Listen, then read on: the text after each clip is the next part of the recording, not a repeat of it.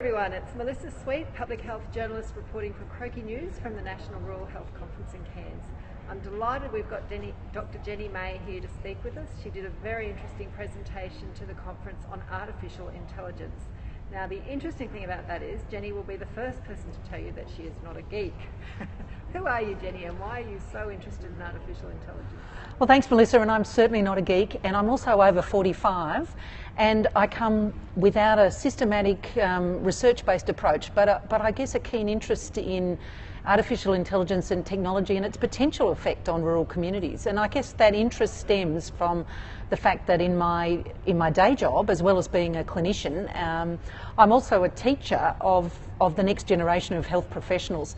And it has concerned me for some time that I may not be training them with the right skill set in mind for what they really need to work in rural communities. So that set me about having a bit of think about, you know, what did I know about what was coming in terms of the huge revolution in digital or computing in general, and the impact that that's going to have on our daily lives. Before we go any further, what exactly is artificial intelligence? Well, the way I'm thinking about it is artificial intelligence is simply a computer that can learn, all right, that can actually change its behaviour in response to stimuli.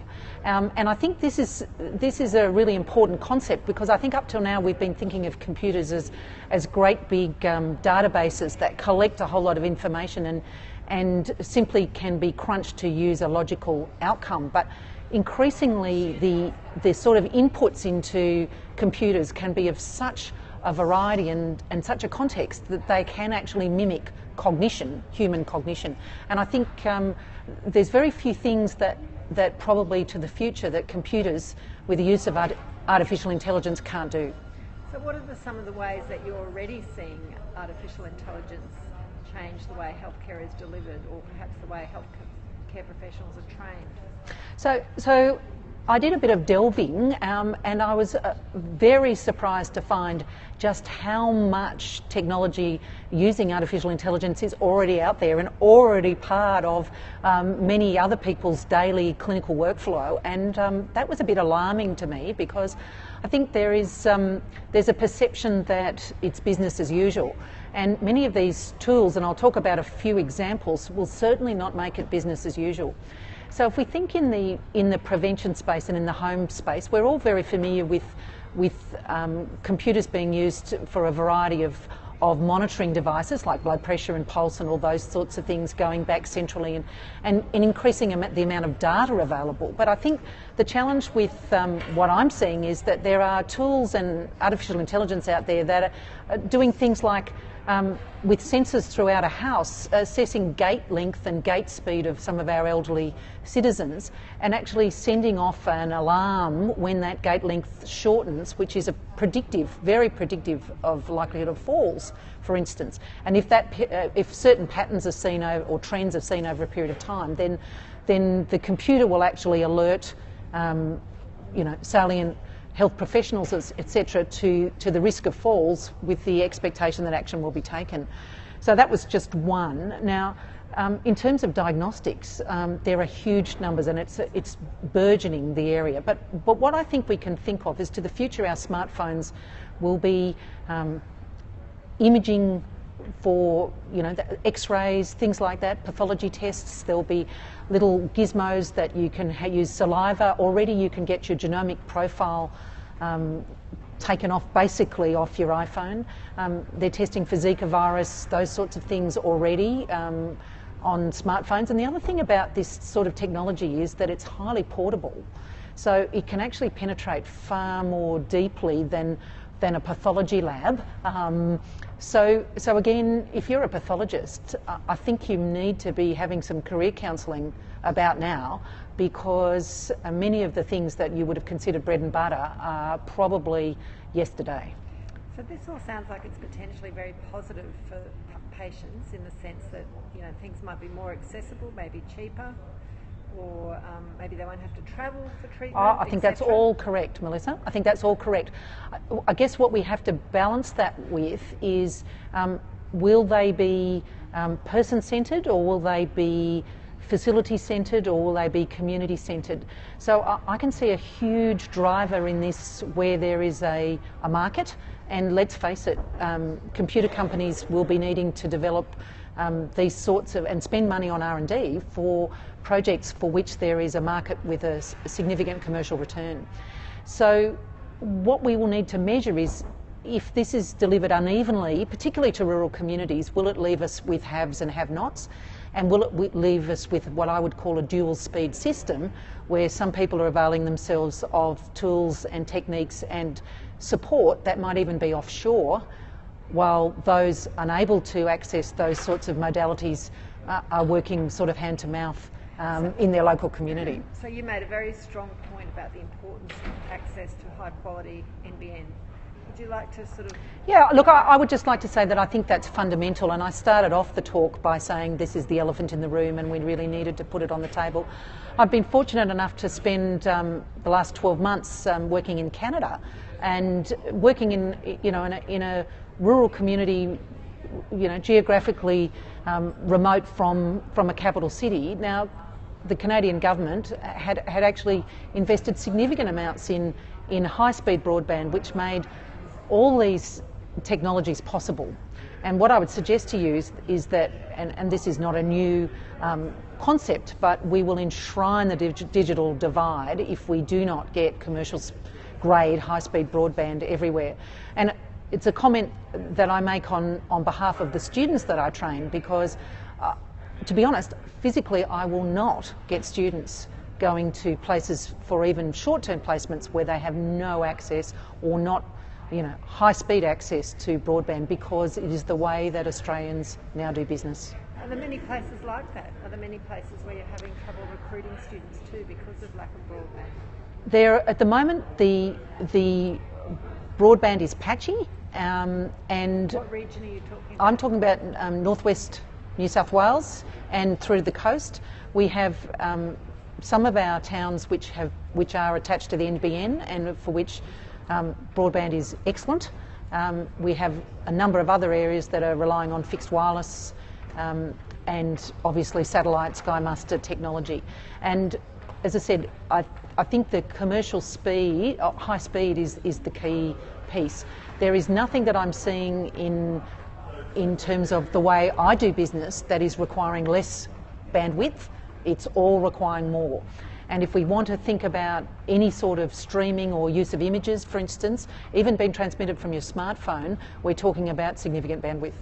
As I recall, at least the last two National Rural Health Conferences have put NBN access up there as one of the top priority recommendations. Have we had any sort of sense of responsiveness from the federal government on that sort of urgency around NBN as a key rural health issue? Look, I think I'm concerned that it doesn't have the profile that I would like it to, and I would suggest that for anybody who wants to see rural communities, and when I say rural, I mean regional, rural and remote communities go ahead with the potential that they have.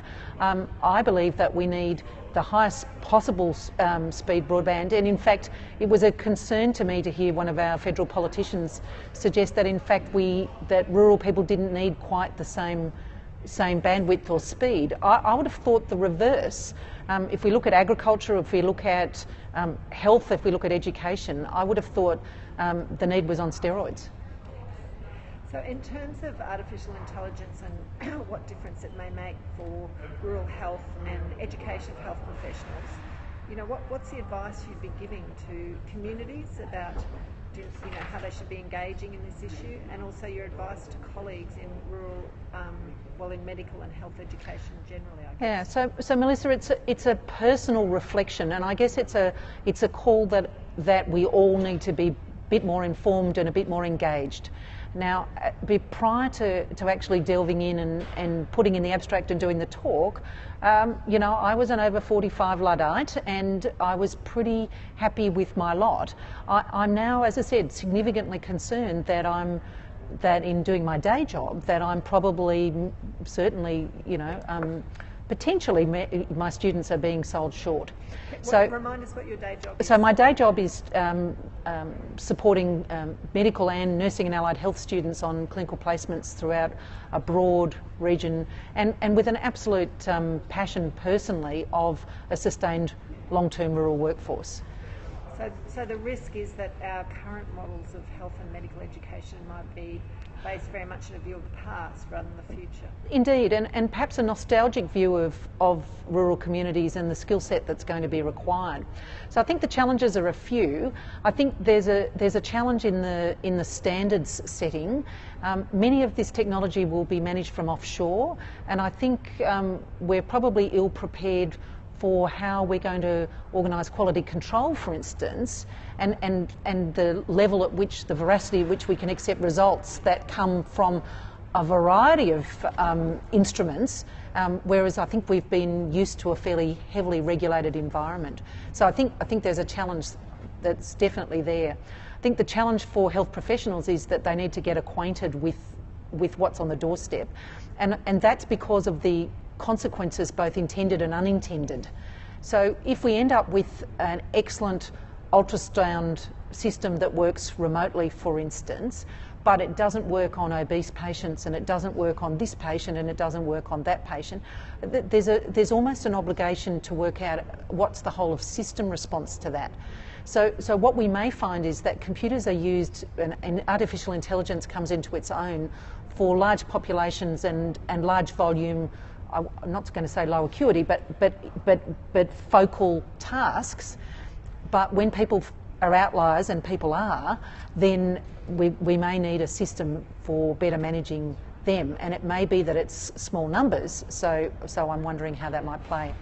I think our patients are going to fall into two categories. Our patients, many of them that are actually utilising these technologies already, are well informed. And in fact, part of the problem is that we're trying to catch up.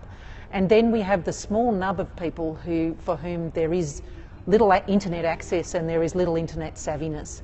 And that's a small number of people, both metropolitan and probably a larger percentage, but obviously a smaller number in our rural and remote communities. I guess we've had a focus very much on clinical and service delivery. I was at, as I mentioned, the World Public Health Congress a few weeks ago in Melbourne, where there was a very interesting presentation on driverless cars and the prediction that we'll have these autonomous cars within 3 years, and the presenter painted it was a fairly positive picture of the implications for public health in terms of less road accidents, etc., etc. But I guess one of the impacts, and you've alluded to it with the pathologists, is potential unemployment, job loss. And well, that's exactly what I was thinking as you said it. I was thinking, now what are we going to do with drivers? You know, we have a significant percentage of our population for whom driving, whether it's a harvester, whether it's a bus, whether it's a private car, whether it's a coal truck, is normal business, and so we're going to lose a swathe of these jobs. So I think that's of great concern, and I think that sort of structural reform that no doubt happened at the Industrial Revolution is exactly the sort of structural reform that we need to be preparing for, and that's the discussion that we need to be having. This is not just health. This is a whole of community revolution. Traditionally, health service models have been very slow to change, so I guess that's the reason of trying to highlight it, is that it's probably an area where the technology is going to get in front of us, and it may take us a little time to wake up. So governance, a reflective sense both at the community level about how services might be delivered, and the impact of personalised medicine. I mean, that's really the nub of it. How do we feel about a very uneven approach to health service delivery, and what does it mean for the workforce? Obviously, they may be huge gains in the sense that we don't need the same number of professionals in small communities. But then, if I could turn that on its head, there are some of our smaller communities where the health service is the major employer. So let's actually have a bit of a wider think about the economics of health service delivery, and whether, if you lose the health service and it becomes, Watson or a very erudite computer, and it may well, that the school population drops by half. Yeah, so all sorts of consequences Yeah. working out. So by the next National Rural Health Conference, Are you going to be presenting again on this topic? Well, what a good challenge, Melissa. Why don't I plan to?